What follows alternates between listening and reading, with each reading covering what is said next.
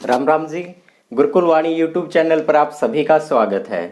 साथियों, आने वाले बहुत कम समय के अंदर रेलवे के एनटीपीसी के जो एग्जाम है वो 28 दिसंबर से शुरू हो जाएंगे और एनटीपीसी के एग्जाम के बाद 3 महीने का बीच में समय है। उसके बाद group D, railway group D के भी पेपर शुरू हो जाएंगे। तो साथियों, रेलवे के पेपर के अंदर एक क्वेश्चन अवश्य पूछा जाएगा और ये केवल रेलवे के नहीं, एचएसएससी भी एग्जाम लेगी तो वहां भी एक क्वेश्चन जरूर आने की संभावना है और एसएससी के पेपरों में भी यहां से क्वेश्चन जरूर आएगा।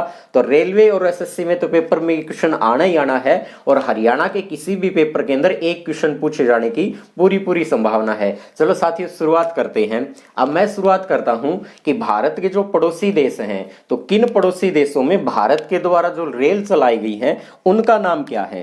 तो साथियों, सबसे पहले मैं जिक्र करता हूं भारत और भारत का पड़ोसी देश जो है पाकिस्तान। भारत और पड़ोसी पाकिस्तान के साथ कौन कौन सी रेल जो है वो चलाई गई हैं।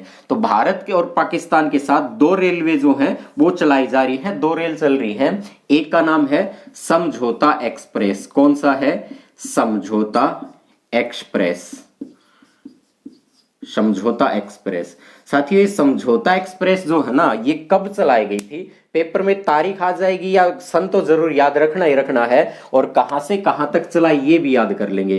तो साथियों, ये 22 तारीख से चलाई गई थी। 22 जुलाई 1976 को ये शुरुआत की गई थी। और जो थार ये है कहां से कहां तक चलती है? तो ये जो चलती है ये अमृतसर जो है, अमृतसर, पंजाब का जो अमृतसर है, इस अमृतसर से ये चलना शुरू होती है और अमृतसर के पास ही अटारी जंक्शन है। आप सभी ने साथियों, जंक्शन जो है ये अटारी जंक्शन से शुरू होती है और पाकिस्तान के लाहौर सिटी तक जाती है। कहां तक जाती है? लाहौर सिटी तक जाती है। साथियों, अटारी जंक्शन से लाहौर सिटी तक ये मात्र और मात्र 27 किलोमीटर की जो है वो दूरी तय करती है और इसे 27 किलोमीटर की दूरी तय करने में भी 4 घंटे 10 मिनट के आसपास का समय लगता है। साथियों, इसकी शुरुआत पूछी जा सकती है। भारत और पाकिस्तान के बीच कौन सी रेल चलाई जा रही है ये पूछा जा सकता है। समझौता एक्सप्रेस किन 2 देशों के बीच चलाई जाती है? भारत पाकिस्तान के बीच ये चल रही है, ये भी पूछा जा सकता है। साथियों, समझौता एक्सप्रेस जो है इसे कई बार भारत पाकिस्तान के बीच रोक दिया गया, क्योंकि जब जब भारत का पाकिस्तान के साथ विवाद हुआ है या पाकिस्तान ने जब भारत के साथ बगावत की है या विवाद हुआ है तो भारत ने इस समझौता एक्सप्रेस को रोक दिया था। तो बीच में कई बार रोक दी तो उनके बाद में चली भी है, रुकी है, चली है। साथियों, उसके बाद दूसरे नंबर पे पढ़ लेना है, नंबर 2 पे थार एक्सप्रेस। क्या है? थार एक्सप्रेस। साथियों, थार एक मरुस्थल भी है, थार एक डेजर्ट का नाम भी है। साथियों, थार मरुस्थल जो है वो विश्व का जनसंख्या की दृष्टि से सबसे बड़ा मरुस्थल है जो भारत और पाकिस्तान के अंदर फैला हुआ है और थार एक्सप्रेस के नाम से एक रेल चलाई जा रही है जो भारत और पाकिस्तान तक जाती है। साथियों, 41 साल के अंतराल के बाद, कितना? 41 वर्ष के अंतराल के बाद ये फरवरी 2008 में, यानी मनमोहन सिंह जब भारत के प्रधानमंत्री थे तो मनमोहन सिंह की सरकार थी उस समय और फरवरी 2008 के अंदर थार एक्सप्रेस को पुनः शुरुआत कर दी। वैसे तो 41 साल ये बंद रही थी, 41 साल के बाद इसको शुरुआत कर दिया। अब ये जाती है भारत से पाकिस्तान तक जाती है और साथियों इसका जरूर से जरूर इसको पढ़ लेना। और 41 साल बाद हुई है। दूसरा हम देश ले लेते हैं भारत और साथियों भारत का ही पड़ोसी देश है बांग्लादेश। मैंने बांग्लादेश को ज्योग्राफी में आपको बहुत ही डिटेल के साथ समझा दिया था। जिस भी मेरे मित्र ने geography, Indian geography, world geography class देखनी है तो आपको गुरुकुल वाणी यूट्यूब चैनल पे ही प्लेलिस्ट बनाई गई है और वहां पर आपको वर्ल्ड ज्योग्राफी और इंडियन ज्योग्राफी बहुत ही जबरदस्त तरीके से, मुझे जितना पता था मैंने सारा का सारा बताने का प्रयास किया है। तो बांग्लादेश और भारत के बीच जो है वो 2 रेलगाड़ियां यहां पर है, वो भी आपको देखने को मिलेगी। सबसे पहले तो साथियों मैं जिसका जिक्र करता हूं, सबसे पहली जो है वो मैत्री एक्सप्रेस है। कौन सी है? मैत्री एक्सप्रेस। ये मैत्री एक्सप्रेस किस किस के मध्य चलती है? तो साथियों मैत्री एक्सप्रेस जो चलती है, ये साथियों एक चीज ध्यान करना, ये 2006 में चली थी, मनमोहन सिंह के समय चली थी 2006 में। और मैत्री एक्सप्रेस जो है ना, ये मैत्री एक्सप्रेस चलाई गई थी 2009 2008 में मैत्री एक्सप्रेस चलाई गई थी 2008 में। तो मैत्री एक्सप्रेस किस किस से मध्य चलती है? भारत और बांग्लादेश के मध्य चलती है। बांग्लादेश भारत के साथ सबसे ज्यादा सीमा साझा करता है। मैत्री एक्सप्रेस जो है वो भारत के पश्चिम बंगाल जो है, पश्चिम बंगाल, इस पश्चिम बंगाल के अंदर अगर देखा जाए तो कोलकाता से चलना शुरू करती है और कोलकाता से लेकर, और अगर बांग्लादेश की मैं बात करूं तो बांग्लादेश में ये ढाका में जाकर खत्म हो जाती है। बांग्लादेश में ढाका है, ये कलकत्ता से ढाका के बीच चलाई गई है और ये जो है 2008 के अंदर इसकी शुरुआत कर दी थी। साथियों दूसरा यहां पर रेल जो चलाई जा रही भारत बांग्लादेश के मध्य, उस रेल का नाम है बंधन एक्सप्रेस। कौन सी है? बंधन एक्सप्रेस।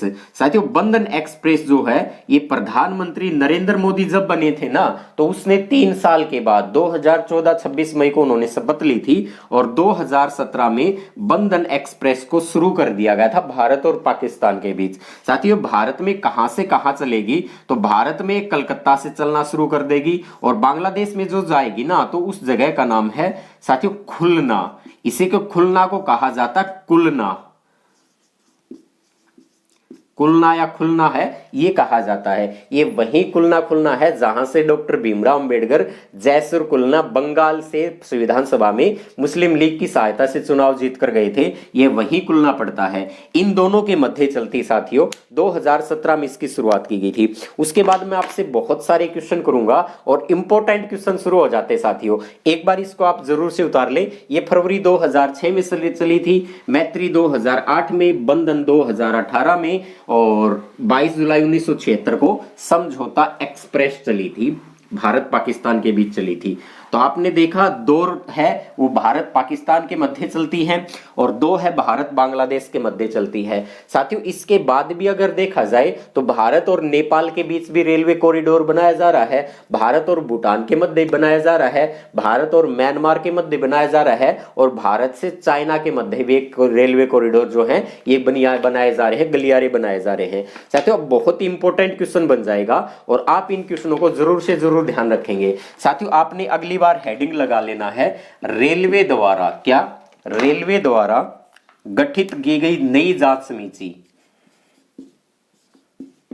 रेलवे द्वारा गठित नई जांच समिति। तो रेलवे के द्वारा गठित नई जांच समिति जो है साथियों, सबसे पहली जांच समिति में आएगा अमिताभ बच्चन, नहीं लिखना, अमिताभ कांत समिति, अमिताभ कांत समिति। साथियों अमिताभ कांत समिति जो है रेलवे के लिए गठित की गई नई जांच समितियों के अंदर है। तो इसका संबंध किससे है? तो साथियों इसका संबंध है रेलवे को, आप सभी जानते हैं रेलवे का निजीकरण किया जा रहा है, रेलवे का प्राइवेटाइजेशन किया जा रहा है। तो रेलवे को निजी जो क्षेत्र होंगे, निजी क्षेत्र लिखना इसको, रेलवे का निजी क्षेत्रों में देने हेतु, रेलवे को निजी क्षेत्रों में देने हेतु जो समिति बनाएगी, जो जांच के लिए जो समिति बनाई थी, उसी समिति का नाम था अमिताभ कांत समिति। साथियों दूसरी समिति का नाम है विवेक देवराय समिति, विवेक देवराय समिति। बहुत इंपॉर्टेंट है, एक समिति और भी पढ़ेंगे। इसका संबंध था रेलवे में सुधार हेतु, रेलवे में सुधार हेतु जो समिति बनाई गई थी उसी समिति का नाम था विवेक देवराय समिति। और तीसरी जो समिति है साथियों उस समिति का नाम है सैम पित्रोदा समिति, सैम पित्रोदा कमेटी यानी पित्रोदा समिति। साथियों ये किसके लिए चलाई गई थी? तो रेलवे के आधुनिकीकरण के लिए, रेलवे के आधुनिकीकरण, रेलवे के आधुनिकीकरण के लिए जो समिति बनाई गई है उसको कहा जाता है सैम पित्रोदा समिति। साथियों तीनों समितियां बहुत इंपॉर्टेंट है और आने वाले किसी भी पेपर में, चाहे वो रेलवे का हो, चाहे एचएसएससी का हो, चाहे किसी पुलिस को या एसएससी के कोई भी पेपर आएंगे, तो इन फ्यूचर किसी भी पेपर में आपको यहां से क्वेश्चन देखने को जरूर से जरूर मिल जाएगा। साथियों उसके बाद आगे पढ़ते हैं और जबरदस्त क्वेश्चन है साथियों, अगले भी पेपर के अंदर आएंगे ही आएंगे, कोई वजह नहीं होगी ना आने की, आने के पीछे तो 1000 वजह हैं। तो इनको आप पेपर से पहले जरूर से जरूर पढ़ लेना और कहीं ना कहीं नोट जरूर कर लेना। साथियों सबसे पहले लिखेंगे ऑपरेशन थ्रस्ट। ऑपरेशन थ्रस्ट, साथियों थ्रस्ट का मतलब होता है ना प्यास, होता ना, ऑपरेशन थ्रस्ट कहें या ऑपरेशन जो है प्यास कहें, थ्रस्ट कहें। सारियों आपने सभी ने पढ़ा है रेलवे प्रोटेक्शन फोर्स जो है, तो रेलवे सुरक्षा जो बल है इस आरपीएफ के द्वारा रेलवे प्रेशर में तो आरपीएफ के द्वारा रेलवे प्रेशर में जो बंद बोतल जो होती ना, पैकेट वाली, जो ब्रांड वाले नकली ब्रांड वाला कर लेना, नकली ब्रांड पानी की बोतलें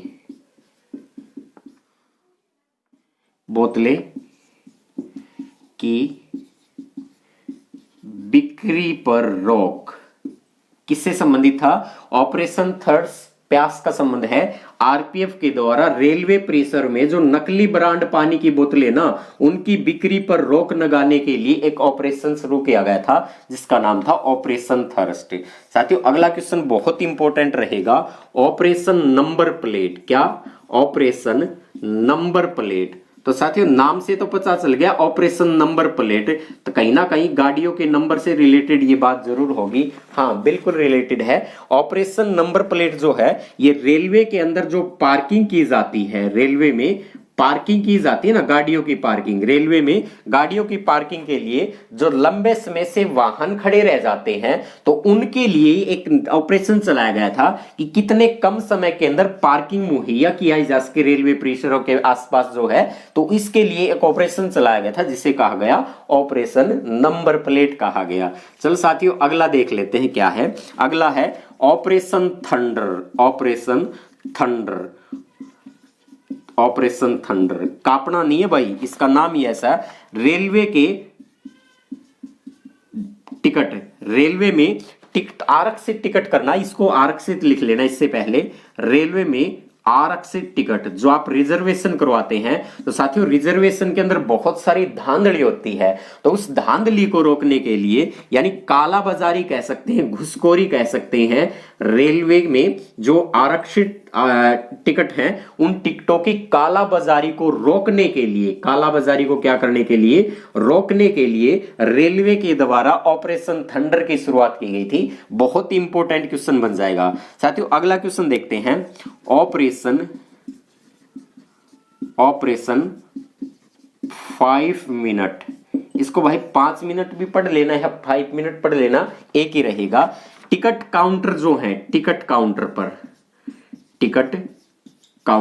टिकट काउंटरों पर अक्सर कई बार ऐसा होता है कि रेलवे के अंदर टिकट जो काउंटर है वहां पर यात्रियों को टिकट लेने के लिए लंबी लंबी लाइनों के अंदर बहुत समय तक खड़ा रहना पड़ जाता है। तो रेलवे ने क्या किया, एक ऑपरेशन 5 मिनट चला दिया और ऑपरेशन 5 मिनट में क्या किया, टिकट काउंटर पर किसी भी यात्री को जो है वो 5 मिनट से ज्यादा का समय नहीं लगेगा टिकट लेने के लिए। तो 5 मिनट से ज्यादा का समय नहीं लगेगा, रेलवे कहता कि हम अपने यात्रियों को जो है वो 5 मिनट के अंदर अंदर क्या करेंगे, टिकट काउंटर से उसको टिकट देके अलविदा, मतलब उसको कह बाय बाय कह देंगे कि जाओ भाई आपकी ट्रेन आ गई, 5 मिनट में जल्दी से आप अपने स्टेशन तक पहुंच जाओ, जिस भी प्लेटफॉर्म पर आएगी वहां तक पहुंच जाओ।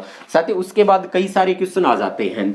रेलवे ने हाल ही के अंदर किया क्या है, रेलवे ने हाल ही में 3 नए डेडिकेटेड जो है वो फ्रंटियर कॉरिडोर बना दिए, फ्रेट कॉरिडोर बना दिए। तो रेलवे के द्वारा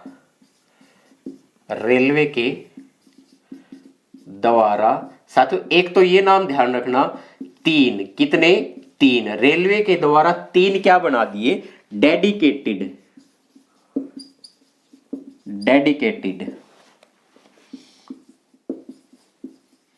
corridor, CORRIDOR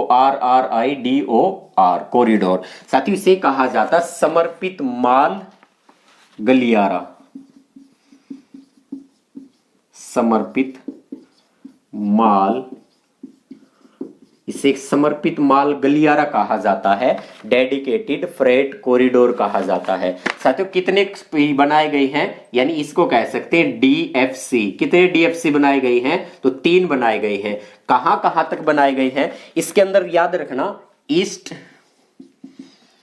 west corridor, east west corridor. East का मतलब हो गया साथियों पूर्व, वेस्ट का मतलब हो गया पश्चिम, और कॉरिडोर का मतलब हो गया साथियों गलियारा।